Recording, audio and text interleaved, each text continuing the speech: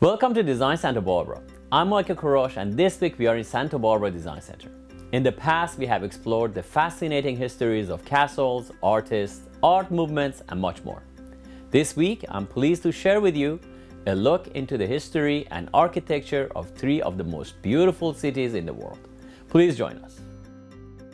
Cities are defined by their architecture, which is often deeply rooted in their history. Our paradise of Santa Barbara was once a simple western town with wooden facades, but a devastating earthquake in 1925 gave those tasked with rebuilding a chance to turn Santa Barbara into a Spanish-Moorish masterpiece with iconic red roofs. Let's take a look at some amazing cities and their histories. The island of Manhattan has often been described as the center of the universe. The central borough of New York City is home to approximately 1.4 million of New York's 8.3 million residents. The island itself was inhabited by Native Americans long before the European settlement of the eastern seaboard. At the behest of the Dutch East India Trading Company, a settlement was established in 1624, and in 1625, the establishment of Fort Amsterdam at the southern tip of Manhattan Island is recognized as the birth of New York City. The Dutch settlers negotiated the sale of Manhattan Island for 60 guilders, the modern-day equivalent of 23 American dollars. 40 years after its establishment, the Dutch were defeated by invading British forces, and the growing town was renamed New York, after the English Duke of York, the future King James II. Over a century later, as the American colonies battled for independence, New York saw fierce fighting during the early days of the war. After a major defeat at the hands of British forces, General George Washington retreated, abandoning New York City, which stayed under British control for the remainder of the war. For a brief time after the Revolution, New York City was the capital of the United States. Manhattan saw the signing of the Constitution, the Bill of Rights, and the first meeting of the United States Supreme Court. Mostly because of the efforts of Treasury Secretary Alexander Hamilton, by 1810, New York was America's largest city, and with the opening of the Erie Canal in 1825, New York became the undisputed financial center of the North American continent. Central Park, which opened to the public in 1858, became the first landscaped public park in an American city. In the 19th century, New York became the first stop for millions seeking a new life in the United States, a role acknowledged by the dedication of the Statue of Liberty on October 28, 1886, a gift from the people of France. Emma Lazarus's dedication poem, The New Colossus, became a call for the immigrants of the world to seek a new life in America. Give me your tired, your poor, your huddled masses yearning to breathe free, the wretched refuse of your teeming shore. Send these, the homeless, tempest-tossed to me. I'll lift my lamp beside the golden door. In 1830, the population of Manhattan was just over 200,000 people. By 1880, that number had grown to over 1.2 million. At this time, New York became the hub of architecture and design.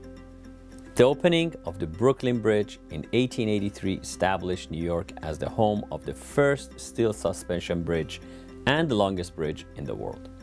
To show people that the bridge was sturdy enough to support an estimated 100,000 people a day, showman P.T. Barnum walked 21 African elephants over the bridge in a parade.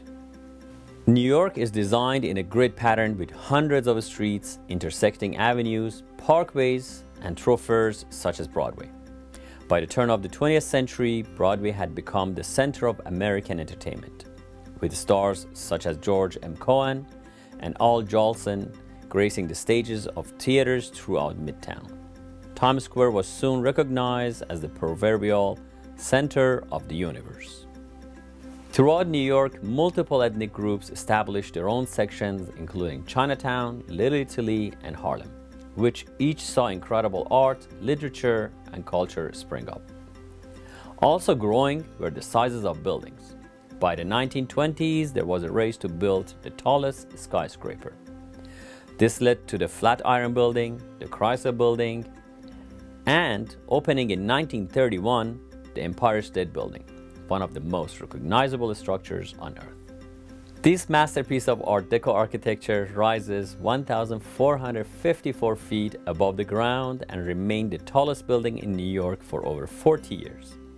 It became even more iconic with the release of the 1933 movie King Kong, which features the titular creature scale aside and fight attacking airplanes at the top.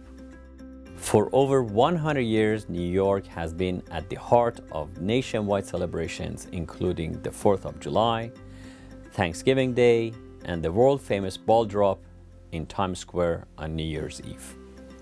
In the years after World War II, New York continued to grow.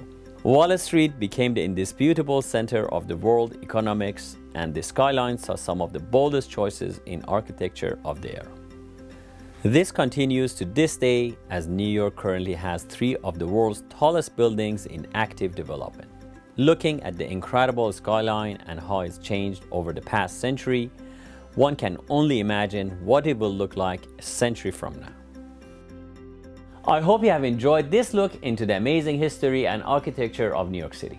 When we come back, we will be visiting the beautiful and historic capital of France.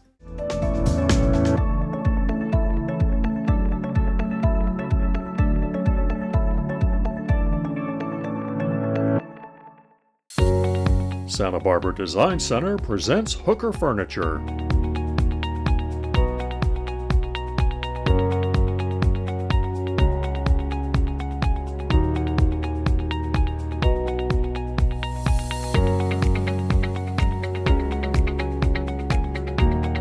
Come tour the Hooker Furniture collection at our fabulous Santa Barbara Design Center showroom, 410 Olive Street. We live in one of the most beautiful locations in the world. I've raised my kids here. I love it here. What we offer at Santa Barbara Design Center isn't just furniture. It's a chance to turn a house into a home. What may look like a deal online, it's very different when it shows up. It's something to be said for feeling it before it becomes part of your life. We are here to help guide you through this wonderful process. We are Santa Barbara Design Center. Come start your journey with us.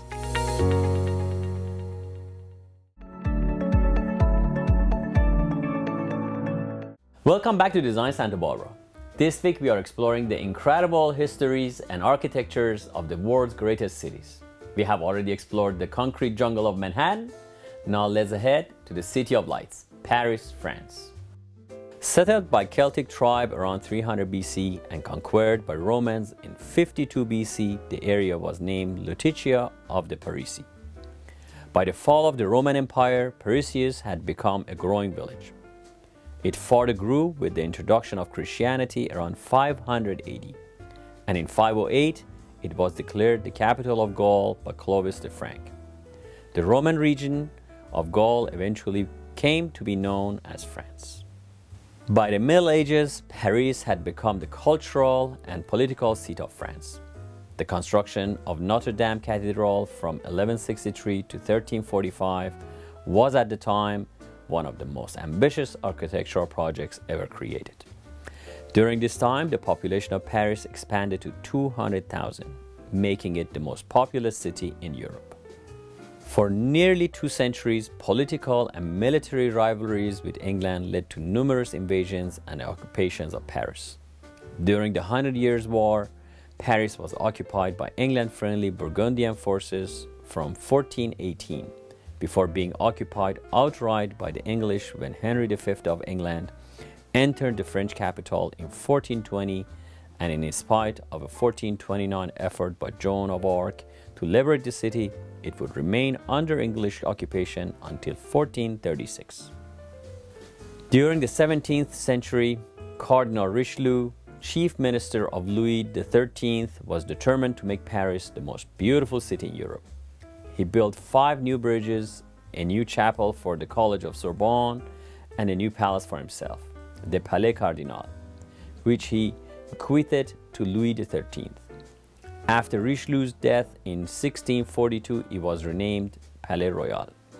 Seeking refuge from near constant war and siege, Louis XIV moved his court from the Louvre to a new palace of Versailles in 1682. Although no longer the capital of France, arts and sciences in Paris flourished with the Comédie Française, the Academy of Painting, and the French Academy of Sciences. As a more peaceful era ensued, the city walls were demolished and replaced with tree-lined boulevards. By 1780, the population of Paris was over 600,000. With the French Revolution, Paris saw the destruction of Bastille, its infamously brutal prison, and calls for the city to be redesigned to suit a more modern life. Through the Revolution and reign of Napoleon Bonaparte, Paris saw the construction of monuments including the Arc de Triomphe. The first railway opened in 1837, and with the start of Napoleon III's reign, Paris saw a massive public works program established by George Eugene Haussmann.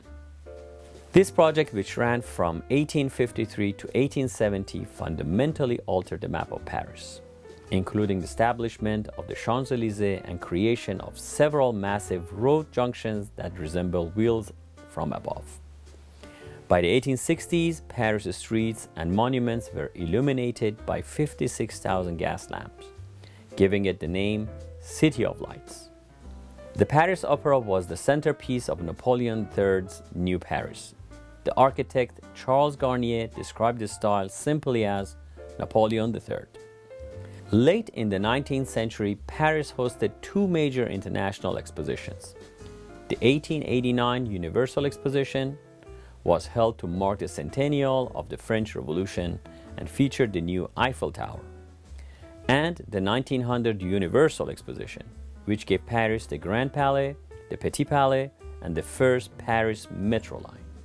By 1901, the population of Paris had grown to 2.7 million. It had become a cultural center of Europe in art, literature, cuisine, and philosophy. During the First World War, Paris saw itself on the front lines, as it was the embarkation point to the Western Front. It was bombed several times by Zeppelins and shelled by long-range guns.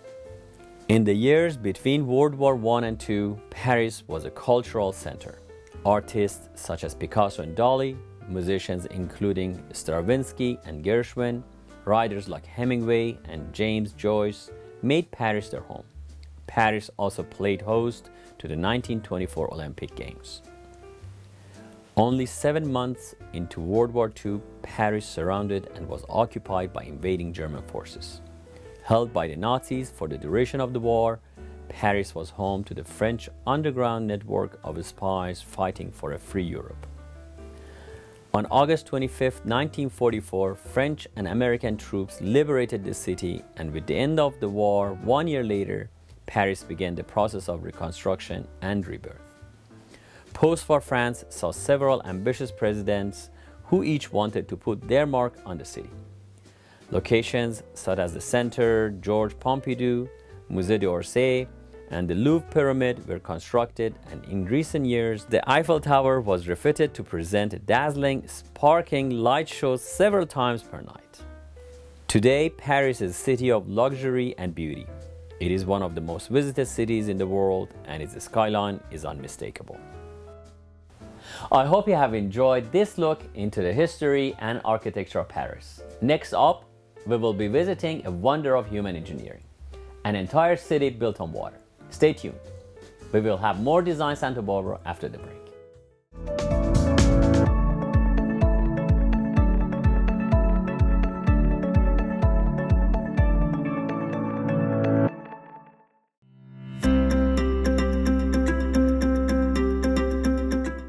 This week on Design FYI, we're going to talk about sofas and the unknown mistakes people make.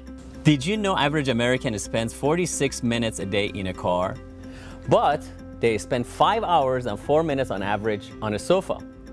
So why would you go out there and spend tens of thousands of dollars for something you use for 46 minutes and then go ahead and buy something cheap that you sit on it for 5 hours and 4 minutes? At Santa Barbara Design Center, we create you a custom sofa that is made for you specifically and to your shape and size and comfort, and your family. So when you're sitting and watching TV or talking and conversing with your friends, you're sitting on actually something that represents you. Your car represents you. Why shouldn't your sofa? Thank you for joining us on Design FYI this week, and please come see me at Santa Barbara Design Center, 410 Olive, and let me help you find the right sofa for you and your family.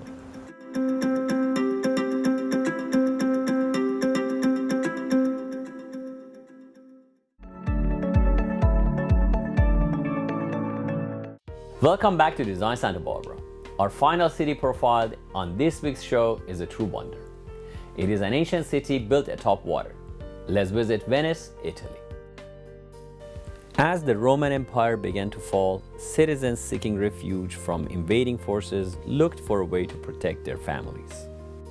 One can only imagine who came up with the idea to build a city on swamp water. But around 568, the first islands of the Venetian lagoon were established. A republic for over 1,000 years, Venice elected doges to serve as chief administrators of the city-state and its independent military. There were 117 doges of Venice in total. With the construction of opulent structures such as the Doge's Palace, Campanile, and San Mark's, Venice became known worldwide as a city of wealth and culture. Venice is unique in many ways, including its preferred mode of transportation, the gondola. Gondoliers have become synonymous with the city, their voices echoing through the caverns of the buildings as they take patrons on a romantic tour or simply get someone to their destination. One of the city's most famous annual celebrations is the Carnival of Venice.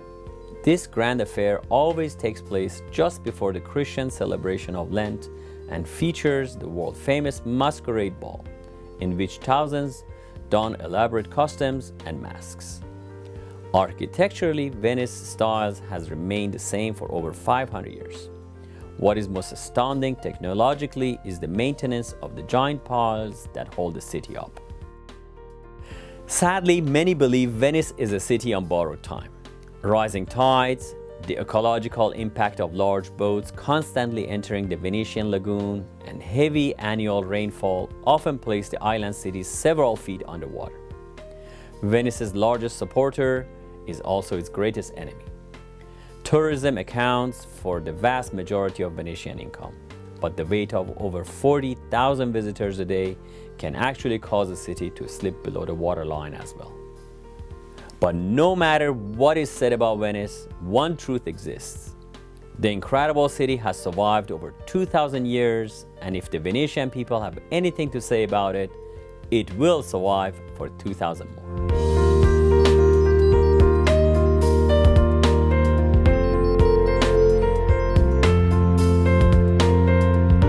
I hope you have enjoyed this week's look into 3 of the most incredible cities in the world. I encourage you to travel and see them yourselves. Thank you for joining us.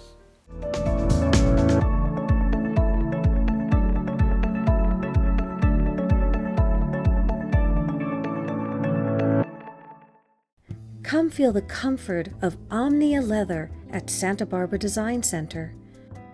Made from the finest materials and assembled right here in the U.S., Omnia is the top name in designer leather sofas, sectionals, and chairs. Choose from numerous styles, fabrics, and finishes to create your custom comfort experience. Omnia Leather at Santa Barbara Design Center, 410 Olive Street.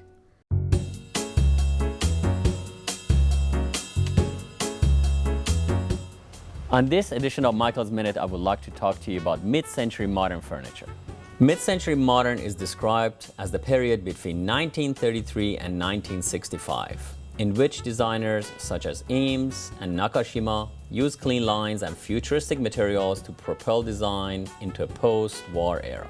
At Santa Barbara Design Center, you can see and feel a variety of mid-century inspired furniture, including our signature leather chairs and recliners with classical wood frames. Accent them with side tables, daybeds, ottomans for a slick, artistic look. Customize these pieces to fit your home perfectly. To bring mid-century modern style to your home, please visit us at Santa Barbara Design Center, 410 Olive Street.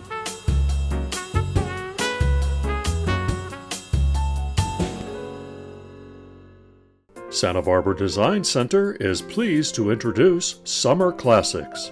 Tour our fabulous showroom of luxury outdoor furniture by Summer Classics, including their signature Montecito line.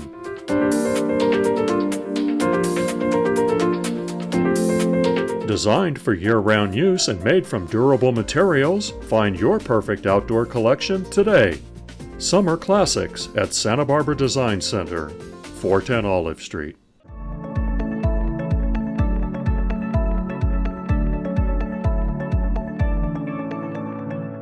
Welcome to Design Santa Barbara.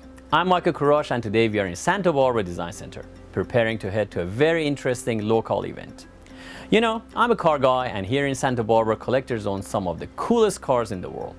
A group of them have gotten together, and every Sunday they meet to share their passion and some caffeine. Let's head over to Santa Barbara Cars and Coffee.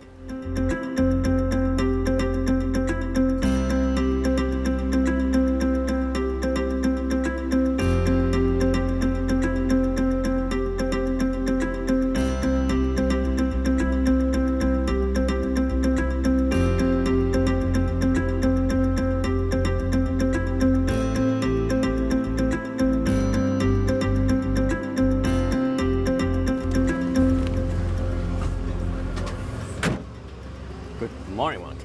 Welcome to Cars and Coffee, Michael. Thank you for having me today. So today we are at Cars and Coffee in Santa Barbara, and we are with Monty Wilson, and it's actually a huge crowd. Tell me about it, how this thing started. It's gotten bigger and bigger. So we started this 9 years ago. And when we started it, we thought we might get 15, maybe 20 cars on a good day. And little did we know that it's grown into a couple hundred cars every Sunday morning. It's a beautiful event, and I see you're growing. Where are you going to go from here? Well, we started on Coast Village Road. We outgrew that, and we moved to the upper village of Montecito. We outgrew that, and now we're here at La Cumbre Mall, and we still got some room to grow, but there have been a couple times where it's all the way out to the street, full of cars. Amazing, beautiful cars, and I'm a car guy, I love cars. But it's hard to get up 8 a.m. in the morning on a Sunday and come out here, and I says Cars and Coffees, but you need the coffee before you get up. Well, the coffee helps get you going a little bit, but you know, the cars are great, and we have a wide variety. Everybody's welcome, so you see everything from hot rods to classics to exotics, and just about everything in between. But as cool as the cars are, the people are fantastic. It's turned into a real community. And probably we're going to go talk to a few of them, and tell me what is so special about these Cars and Coffee in Santa Barbara. Well, you know, Santa Barbara, Southern California car culture, right? And the thing that we're blessed with here in Santa Barbara is, you know, there's so many cars that there's only maybe a handful in the entire world, and we'll have a couple of them here.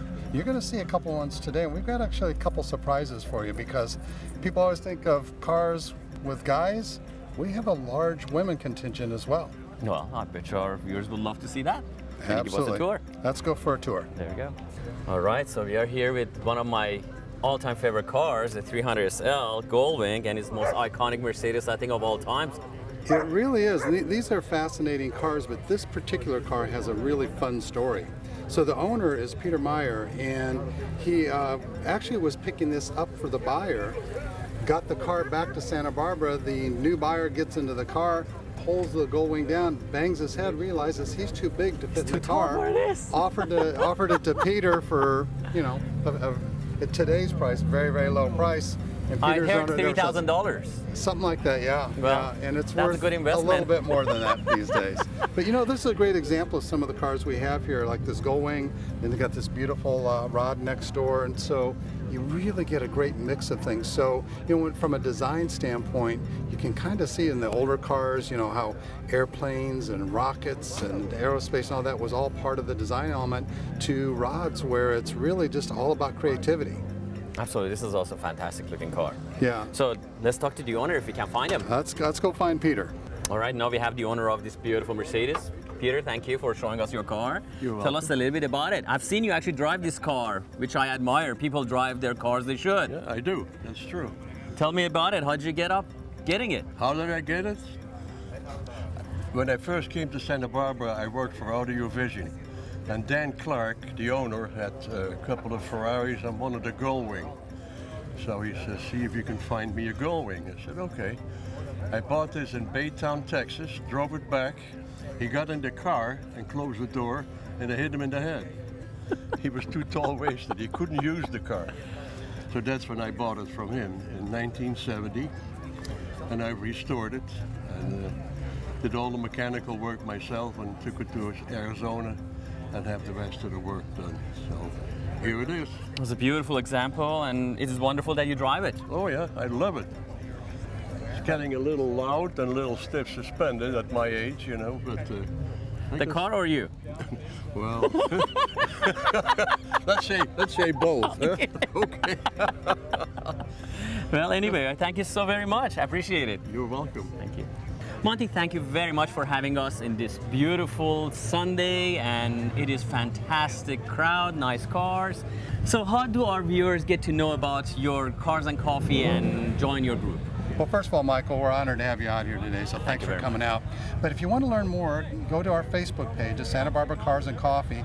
And it's not only a good thing to know what's going on with Cars and Coffee, but we try and make sure that everybody's aware of what's happening in the car community.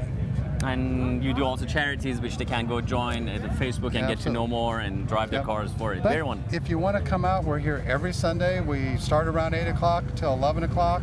And it's a very casual environment. There's no registrations, nothing, no fees or anything. Just come out and join the community. Beautiful. I will be back and looking forward to have another segment with you and the cars. We'd love to have you back. Thank you, sir. Appreciate it.